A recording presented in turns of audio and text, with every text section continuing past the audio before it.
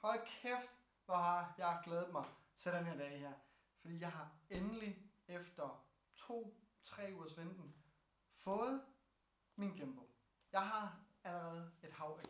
Jeg har 2, der står deroppe. Jeg har en, der ligger ude i min bil, som er dem, jeg bruger til mit real estate arbejde. Det er fordi, de gimbler, de skal ikke bære noget, der er særligt tungt. De skal bære mit Sony, som sidder heroppe oven os. Et Sony A6600.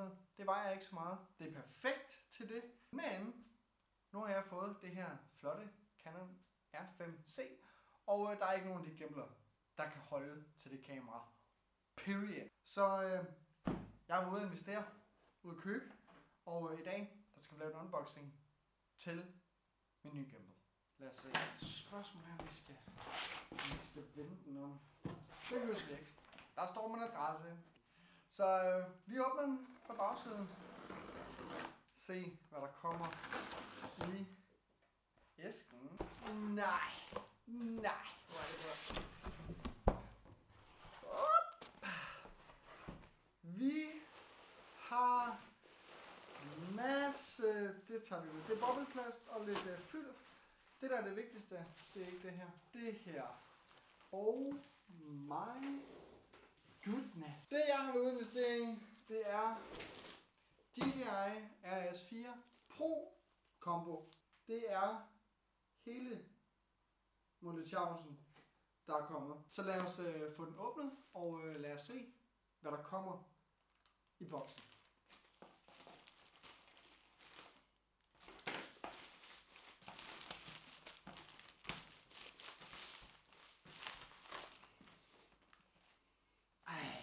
Det er det med nye ting. De dufter godt. Jeg gjorde det med min kæreste på et tidspunkt, da jeg købte min ene drone.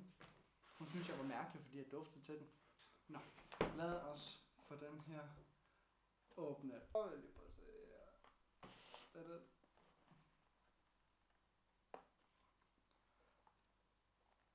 Hvor er det sweet. Nå, lad os se. Det er en heavy basse, der kommer. Nå,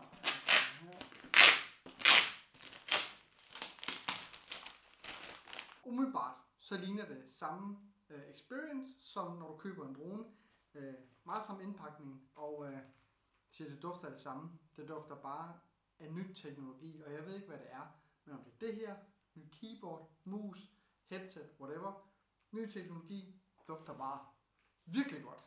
Men lad os få det her pakket det sidste op. DJI Pro. Sådan. Nå, det er spændende at se, hvad der kommer i den her boks her, fordi at jeg tror, at jeg har fået noget andet, end det jeg har bestilt. Så, lad os få pakket op og se, hvad vi har her. Foam, Raven transmitter, kabler. Lad os lige starte med selve gimbal. Her er gimbal. Oh my god, det er noget af en forskel i kvalitet fra den anden jeg har til den her. Det burde der også være. Men shit. Så vi har den her. Vi har Raven Wireless Video Transmitter, hvilket er virkelig nice at have. Jeg tror, jeg vender sådan her. Boop. Fedt. Så har vi en hel masse kabler, jeg ikke vil pakke op. Herover. Jeg elsker den her briefcase her. Hvor kæft, hvor er den fed. Nu så jeg selvfølgelig, hvordan den her var pakket sammen. Ikke at jeg tror, jeg kommer til at bruge den til at være pakket i, men var det sådan her? Nej, det var sådan her. Bum. Husk det. For det er faktisk meget nice at kunne pakke den sammen igen og tage det hele med. I stedet for at man har 400 forskellige dele, så har du bare én carry case for din gimbal. Så lægger vi lige den til side. Det ligger derovre. Her i lommen har vi en manual, og det er det. Jeg tror her i, der kan man tage den her Raven transmitter, smide i kablerne. Kan vi smide i her også, så kan det lige blive lukket. Så har vi noget velcro-lås her, som låser sammen sådan her. Vi kan starte med at sige her har vi en ekstra long, sådan en slide, sådan en plate, den skal sidde på. Her har vi fokusmotor. Bom, bom. Og herover der er sgu mere i. Vi har også jeg tror det her er vertical. Ellers så er det den almindelige. Jeg er ikke sikker på hvad det her er. Det er til rail der skal være i. For at den her den kan sidde på. For at komme op på trådløs. Eller komme op på hvad hedder det? Hvad fanden hedder det? Dit objektiv. Din cinelens, som er ikke nødvendigvis cine, men som ikke er med autofokus, men kun er manual fokus. Næste, der har vi ringen, der skal sidde rundt om objektivets fokusring. Så har vi står ikke på hvad det er. Jeg er ikke sikker på hvad det er, men der er mere med der. Så er der ikke mere her i. Her, der har vi tripodbenet til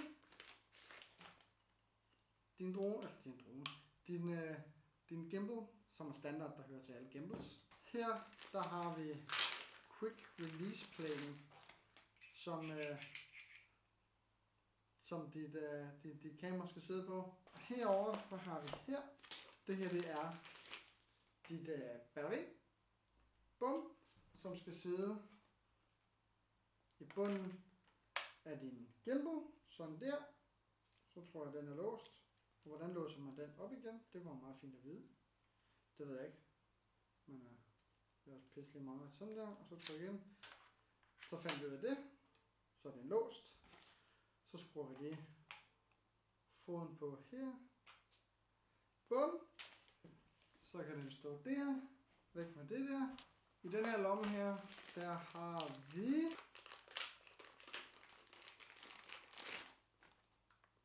telefonholder. Så kan du bruge den som ekstern skærm til din gimbal.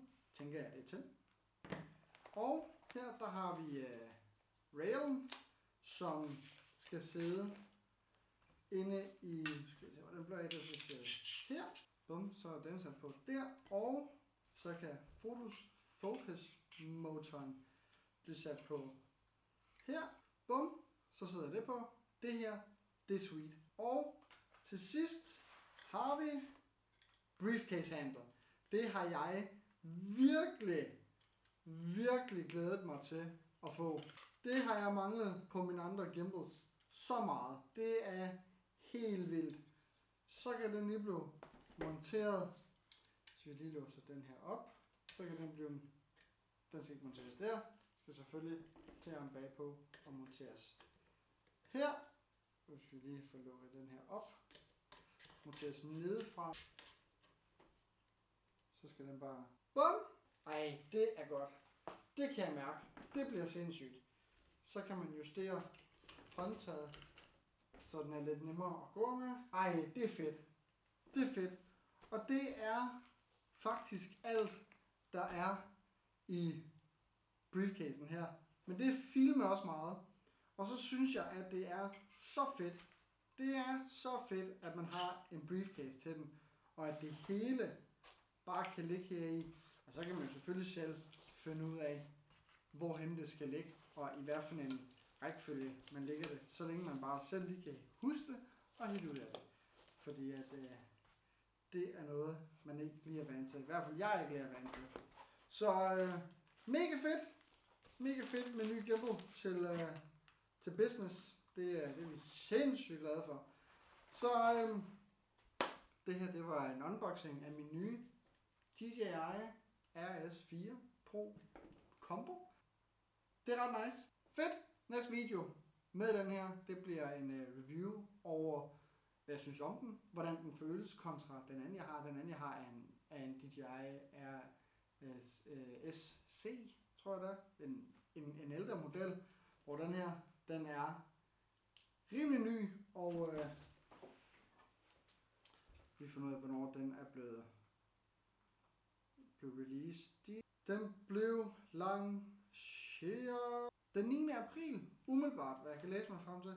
Den blev frigjort den 9. april, så den er splinter ny, og nu skal jeg ikke have ny gimbal før om nogensinde. Så længe den her, den kan holde vægten til det, jeg skal bruge den til, så er det perfekt. Og den er testet til max kapacitet på 4,5 kilo. Og hele mit setup med skærm og hele Munchausen vejer 3 kilo, tror jeg nok det er. 3,5 kilo. Så, og jeg skal ikke have skærm på. Skærmen, højst sandsynligt, hvis jeg skal bruge skærm, den sidder her, der er sådan en hot shoe mount lige her, som skærmen kan blive sat fast på. Så der kommer den til at sidde. Så det kommer slet ikke til at være her på. Så sindssygt at få alt det her. Jesus Christ. Love it. Nå, tak fordi I kiggede med. Det var unboxing af min nye gimbal. Og jeg håber, at I nød videoen. Og så håber jeg, at I får en fantastisk sommer. Og tak fordi I kiggede med. Stay awesome. Peace.